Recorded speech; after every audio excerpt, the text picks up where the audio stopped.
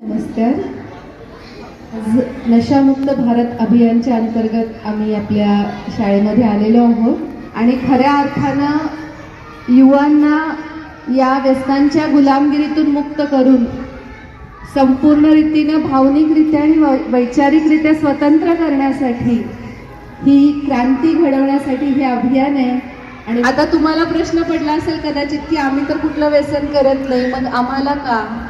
परंतु व्यसन लागण्याचं हेच वय असतं, कारण जेव्हा एखाद्या प्रकारची प्रलोभनं येत असतात किंवा अशा प्रकारची संगत आपल्याला लागण्याची शक्यता असते की जे चुकीच्या मार्गाने जात आहेत आणि आपण न कळत मित्रमैत्रिणींच्या प्रभावात येऊन काहीतरी नवीन प्रयोग करून बघायची उत्सुकता आपल्या मनामध्ये असते. आपल्या घरात कोणी ना कोणीतरी व्यसन करत असते. कधी कधी आपल्यालाच बघा, तुमच्यापैकी असे किती जण असतील की ज्यांना तुमचेच आजोबा आजी वडील घरात पैसे देऊन तंबाखूची पुडी आणायला पाठवत असतील, बिडीचं सिगरेटचं पाकिट आणायला पाठवत असतील आणि नकळत या वयामध्ये एक उत्सुकता असते, काय असतं याच्यात, काय होतं याने, आपण पण धूर काढून बघूया कसं दिसतंय कसं वाटतंय. एक उत्सुकता म्हणून पण न कळत कधी कधी आपण हे करायला लागतो प्रयोग नको ते.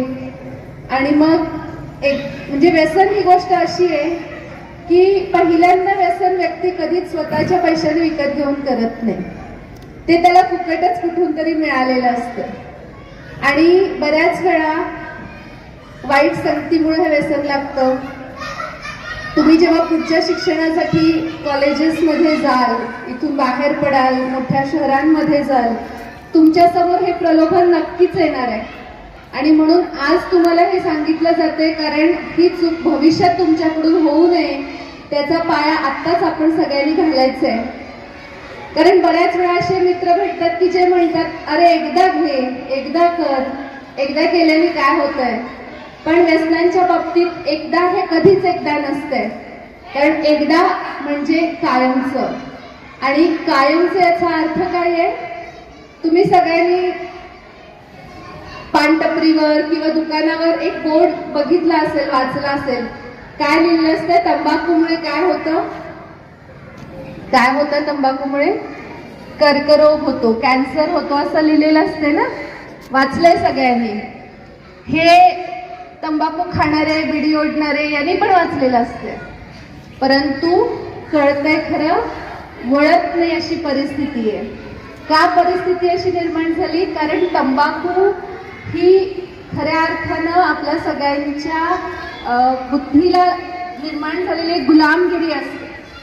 तंबाखूमधलं निकोटीन आहे ते आपल्याला वश करतं, अधीन करतं, ते आपल्याला त्याला सोडू देत नाही आणि त्यामुळे व्यक्तीला कळत असून सुद्धा ते सोडण्यासाठी जी मानसिक ताकद लागते ती त्याच्याजवळ नसते, अपुरी असते आणि त्यामुळे व्यक्ती त्याच्या विळख्यामध्ये अडकत जाते. म्हणून मी म्हटलं की एकदा हे कधीच एकदा नसतं, एकदा म्हणजे कायमचं असतं आणि ते कायमचं म्हणजे ते अगदीच कायमचं होऊन जातं आणि जेव्हा कळतं तोपर्यंत वेळ निघून गेलेली असते. म्हणून आपण सगळ्यांनी आधीच सावध राहायचंय, कारण या व्यसनांच्यामुळे शरीर तर बिघडतंयच, अनेक प्रकारचे आजार होतात. रोगप्रतिकारक शक्ती कमी होते, हार्ट अटॅक येतो, कारण निकोटीनमुळे आपल्या रक्तवाहिन्या कुंचन पावतात, त्यामुळे रक्तपुरवठा कमी होतो. हृदयाचा रक्तपुरवठा कमी झाला की गँग्रीन होतो.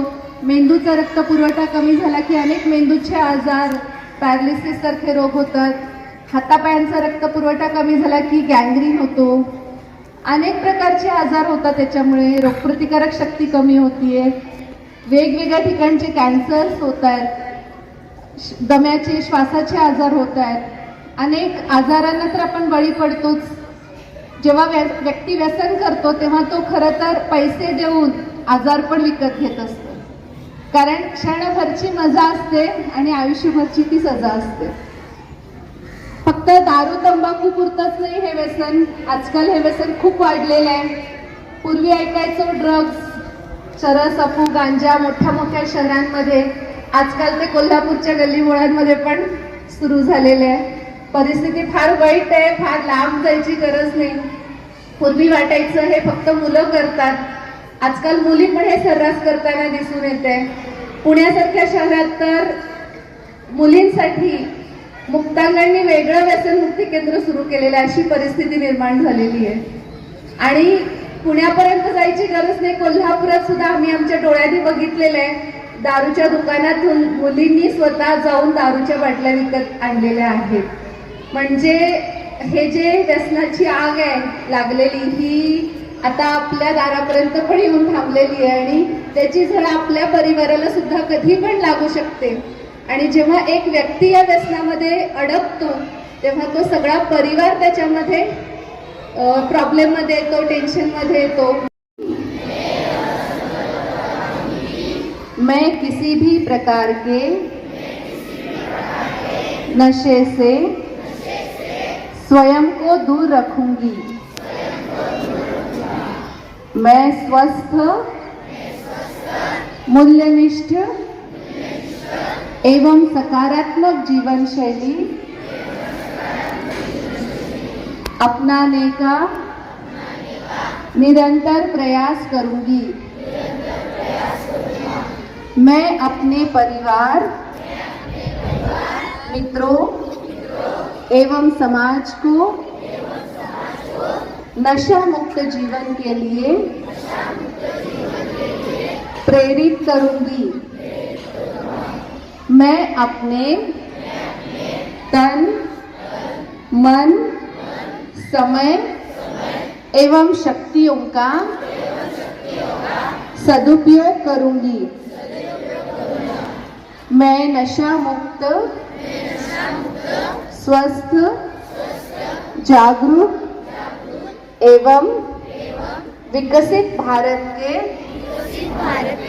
निर्माण में अपना सकारात्मक योगदान दूंगी.